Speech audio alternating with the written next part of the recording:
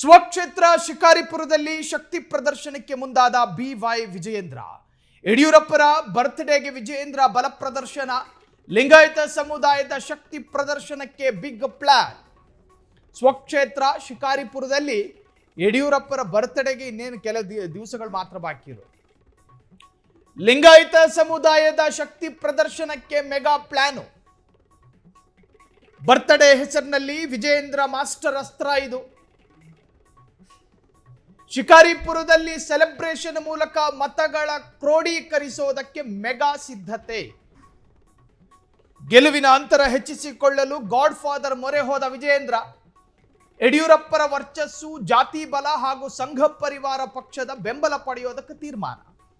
BSY ಸಮ್ಮುಖದಲ್ಲೇ Lingayat ನಾಯಕರ ಒಗ್ಗೂಡಿಸುತ್ತಿರುವ B Y Vijayendra.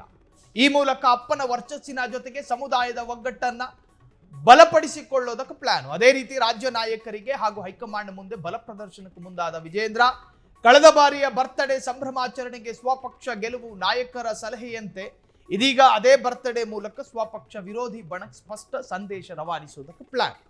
BSY ಇರುವ ಜಾತಿ ಬಲ ನನ್ನ ಜೊತೆಗೆ ಇದೆ ಅಂತ ಹೇಳಿ ಹೈಕಮಾಂಡ್ ನಾಯಕರಿಗೆ ಮೆಸೇಜ್ ಕಳುಹಿಸುವ ತಂತ್ರ ಇದು. ವಿವರಿಸುವ ಮುನ್ನ ಒಂದು ಸಣ್ಣ ಪೀಠಿಕೆ. ಎಚ್.ಡಿ. ಕುಮಾರಸ್ವಾಮಿಯಂತಿರೋದಿಲ್ಲ ನಿಖಿಲ್ ಕುಮಾರಸ್ವಾಮಿಯ ವರ್ಚಸ್ಸು. ಸಿದ್ದರಾಮಯ್ಯರಂತಿರೋದಿಲ್ಲ ಯತೀಂದ್ರ ಸಿದ್ದರಾಮಯ್ಯರ ಸ್ಟ್ರಾಟಜಿ.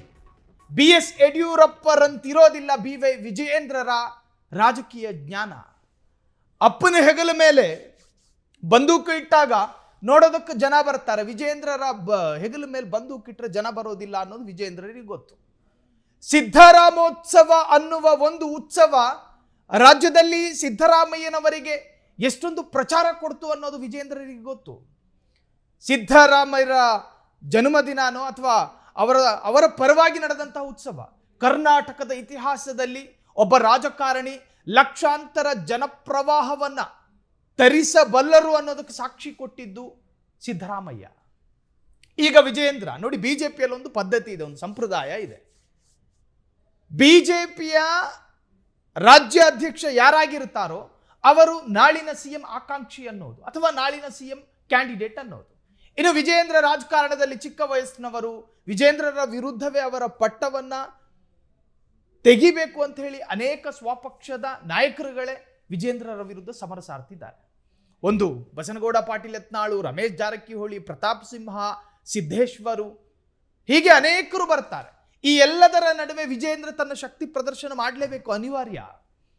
ನಾಳೆ ಮಾಡ್ತೀನಿ, ನಾಡಿದ್ದು ಮಾಡ್ತೀನಿ ಅಂದ್ರೆ ಪಟ್ಟಕ್ಕೆ ಇನ್ನೊಬ್ಬ ಬಂದು ಕಾದು ಕೂತಿರ್ತಾನೆ. ಹಾಗಾಗಿ ಯಡಿಯೂರಪ್ಪರ ಜನ್ಮದಿನ ಬರ್ತಾ ಇದೆ. ಈ ಜನ್ಮದಿನದ ಸಂದರ್ಭದಲ್ಲಿ ಯಡಿಯೂರಪ್ಪರ ಉತ್ಸವವನ್ನ ಮಾಡಿದಾಗ ಆ ಸಮುದಾಯ ಆ ಜಾಗಕ್ಕೆ ಬಂದು ಕ್ರೋಢೀಕರಣ ಆಗುತ್ತೆ. ನನ್ನ ತಂದೆ ಬೆನ್ನಿಗೆ ಯಾರ್ಯಾರು ನಿಂತ್ಕೊಂಡಿದ್ರು ಎಲ್ಲರೂ ನನ್ನ ಬೆನ್ನಿಗೂ ನಿಂತ್ಕೊಂಡಿದ್ದಾರೆ ಅನ್ನೋ ಸಂದೇಶವನ್ನ ಬಿಜೆಪಿಯ ಹೈಕಮಾಂಡ್ ಮಟ್ಟಕ್ಕೆ ತಲುಪಿಸುವ ಪ್ರಯತ್ನ ವಿಜಯೇಂದ್ರರದ್ದು. ಕಾದು ಕೂತು ಕಲ್ಲೊಡೆಯೋದಕ್ಕಿಂತ ಅವಕಾಶ ಸಿಕ್ಕದಾಗ ಕಲ್ಲೊಡೆದ್ರೆ ಕೊಟ್ಟ ಕುದುರೆಯನ್ನೇರದವ ವೀರನೂ ಅಲ್ಲ ಶೂರನೂ ಅಲ್ಲ ಅನ್ನೋದನ್ನು ಸರಿಯಾಗಿ ಅರ್ಥ ಮಾಡ್ಕೊಂಡಿರ್ತಾರೆ ರಾಜಕಾರಣಿಗಳು. ಹಾಗಾಗಿ ಅವಕಾಶ ಸಿಕ್ಕಿದೆ. ಯಡಿಯೂರಪ್ಪರ ಉತ್ಸವವನ್ನು ಮಾಡುವ ಮುಖೇನ ಹೈಕಮಾಂಡ್ ನಾಯಕರಿಗೆ ತನ್ನ ಶಕ್ತಿಯನ್ನು ತೋರಿಸಬೇಕಾದ ಸಮಯ ವಿಜಯೇಂದ್ರರಿಗೆ ಬಂದಿದೆ. ಲಿಂಗಾಯತ ಅತಿ ಬಲಾಢ್ಯ ಸಮುದಾಯ ರಾಜ್ಯದ್ದು. ಒಂದು ಸರ್ಕಾರವನ್ನ ಕಂಟ್ರೋಲ್ ಮಾಡಬಹುದಾದಂತಹ ಪ್ರಬಲ ಸಮುದಾಯ, ಅದ್ರಲ್ಲಿ ಯಾವ ಸಂದೇಹವೂ ಬೇಡ. ಆ ತರಹದ್ದೊಂದು ಸಮುದಾಯದ ನಾಯಕ ವಿಜಯೇಂದ್ರ. ಹಂಗಂದ ಮಾತ್ರಕ್ಕೆ ಅಪ್ಪನ ಹೆಸರಿನಲ್ಲಿ ಎಷ್ಟು ವರ್ಷ ಅಂತ ಹೇಳಿ ರಾಜಕಾರಣ ಮಾಡೋದಕ್ಕಾಗುತ್ತೆ? ಆಗೋದಿಲ್ಲ. ಜೋ ದಿಕ್ತಾ ಹೇ ಓ ಬಿಕ್ತಾ ಹೇ. ಕಣ್ಣಿಗೆ ಕಾಣೋದು ಯಾವುದೋ ಅದು ಮಾತ್ರ ಸೇಲ್ ಆಗೋದು. ಹಂಗಾಗಿ ಸಾವಿರಾರು ಜನ ಬಂದ ವೇದಿಕೆಯನ್ನ ಗಮನಿಸುವಾಗ ಜನರ ಮನಸ್ಥಿತಿಗೆ ಒಂದು ಹೊಸ ತರಹದ ಪ್ಲಾನ್ಗಳು ಬರ್ತವೆ. ಯಡಿಯೂರಪ್ಪರ ಕಾಲಘಟ್ಟದಲ್ಲೂ ಇಷ್ಟು ಸಾವಿರಾರು ಜನ ಬರ್ತಿದ್ರು. ಈಗ ಮಗ ನೋಡಿ ವಿಜಯೇಂದ್ರರ ಆ ಹೆಸರು ವೈಭವೀಕರಿಸಲ್ಪಡುತ್ತೆ. ಮುಂಬರುವಂತಹ ಎಲೆಕ್ಷನ್ಗೂ ಕೂಡ ವರ್ಕೌಟ್ ಆಗುತ್ತೆ. ಸ್ಥಳೀಯ ಸಂಸ್ಥೆ ಚುನಾವಣೆ ಜೊತೆಗೆ ಅಸೆಂಬ್ಲಿ ಎಲೆಕ್ಷನ್, ಈ ಎಲ್ಲ ಎಲೆಕ್ಷನ್ಗಳನ್ನ ಮುಂದಿಟ್ಟುಕೊಂಡು ಈ ತರಹದೊಂದು ಪ್ಲಾನ್ ವಿಜಯೇಂದ್ರ ಮಾಡಿದ್ರ ಎನ್ನುವಂತಹದ್ದು ಈಗ ರಾಜಕೀಯ ಪಡಸಾಲೆಯಲ್ಲಿ ಚರ್ಚೆಗೆ ಕಾರಣವಾಗಿದೆ. ಯಡಿಯೂರಪ್ಪರ ಜನ್ಮದಿನದ ದಿವಸ ಯಡಿಯೂರಪ್ಪ ಉತ್ಸವವನ್ನು ಮಾಡೋದಕ್ಕೆ ವಿಜಯೇಂದ್ರ ಸಕಲ ಸಿದ್ಧತೆ ಅಥವಾ ತಯಾರಿಯನ್ನ ಮಾಡಿಕೊಳ್ತಾ ಇದ್ದಾರೆ. ಲಿಂಗಾಯತ ಸಮುದಾಯವನ್ನ ಒಂದು ಕಡೆ ಕ್ರೋಢೀಕರಿಸೋದಕ್ಕೆ ವಿಜಯೇಂದ್ರ ಮಾಸ್ಟರ್ ಪ್ಲಾನ್. ಕ್ಷಣ ಕ್ಷಣದ ಸುದ್ದಿಗಳಿಗಾಗಿ ಫ್ರೀಡಂ ಟಿವಿ ಸಬ್ಸ್ಕ್ರೈಬ್ ಮಾಡಿ, ಲೈಕ್ ಮಾಡಿ ಹಾಗೂ ಫಾಲೋ ಮಾಡಿ. ಹೊಸ ಸುದ್ದಿಗಳ ನೋಟಿಫಿಕೇಶನ್ಗಾಗಿ ಬೆಲ್ ಐಕಾನ್ ಮೇಲೆ ಕ್ಲಿಕ್ ಮಾಡಿ.